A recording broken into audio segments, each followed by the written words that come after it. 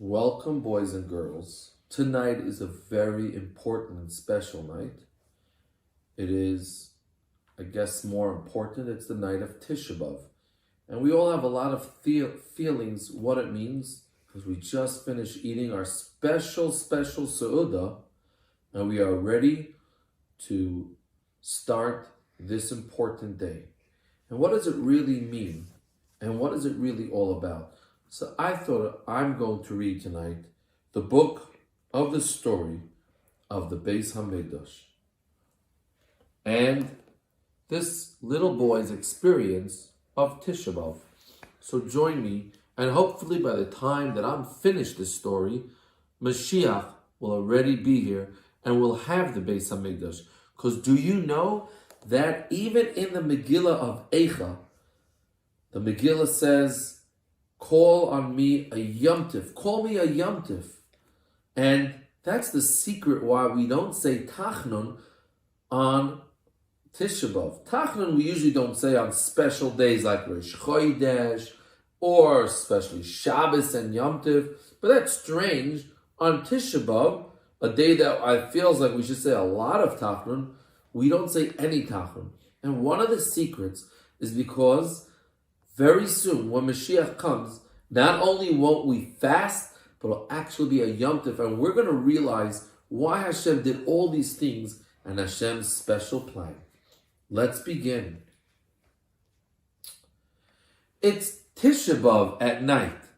There are crowds of people walking. I hold Abba's hand and listen as he's talking.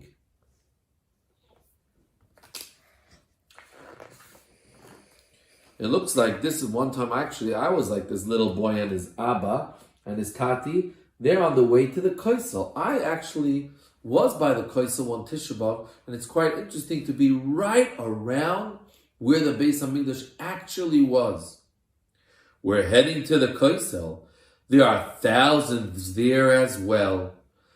I'm as curious as can be to hear what he will tell. What do you think Abba's going to tell him all about Tisha B'Av? Let's find out. My dear son Naphtali, on Tisha B'Av we tell the story of how the Beis Hamikdash stood once proud in all its glory.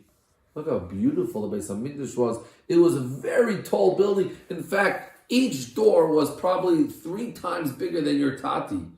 Yidden came from far and wide. It was the holiest place. They came to be close to Hashem in His most special place. Do you know the 3 times especially Yidden went to the Beis Hamikdash? Of course, that was on Pesach, on Shavuos, and on Sukkot. But any time you wanted to feel close to Hashem, you were able to just go straight to the Beis Hamikdash. Leviim played the instruments.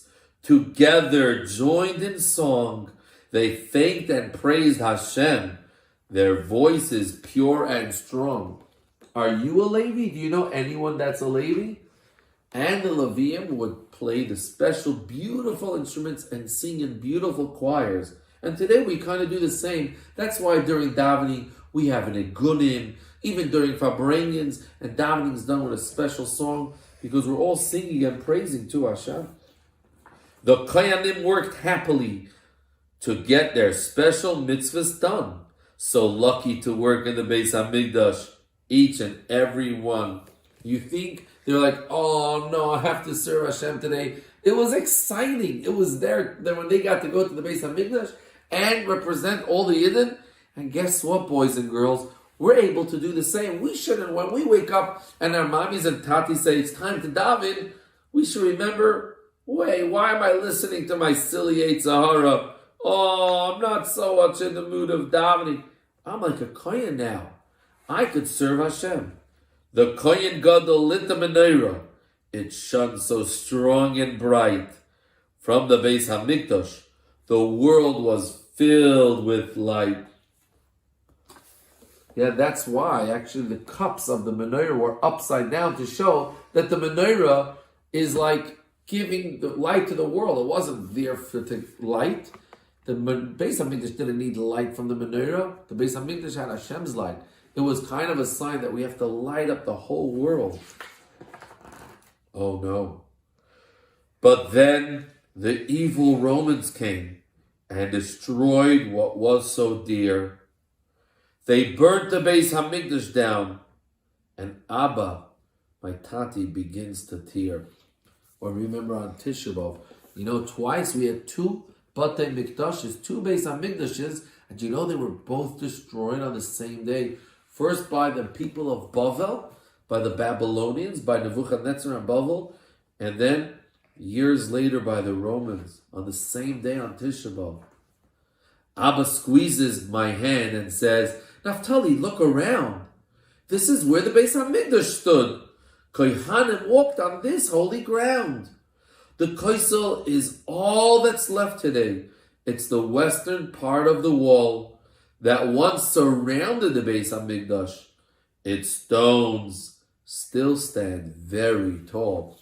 The Koisel wasn't actually part of it. As Abba told Naphtali, it wasn't part of the Beis HaMikdash. It was a special wall that surrounded the entire Beis HaMikdash. Could you believe it? Till today, we have a piece that really was surrounding the whole Beis HaMikdash. We have it till today. You can see it. I remember the first time I saw it, it was kind of shocking. It was exciting, but so emotional that it's like you're seeing the very walls that surrounded the Beis HaMikdash. You can see that today. We come right near the Kosel, my Abba and me. People are sitting on the floor as far as I can see, wearing non-leather shoes, not allowed to eat or drink. Seeing grown men cry, it really makes me think. It's Tisha B'Av, and it's a time that we don't enjoy ourselves and party. We remember what's important to us. We remember what happened on this day. Let's find out what Abba tells Naphtali. Do you see them crying, Abba? I think that I know why. They want the Beis HaMikdash back. And you know what? So do I. And a whole year we think about the Beis HaMikdash, but today is the time where we just stop what we're doing. We don't go to work. We don't even eat and drink. We sit and we think about, hey, it's not okay that we're in Golos. Even though Baruch Hashem, we're in Australia and no one's chasing us and everything is fine.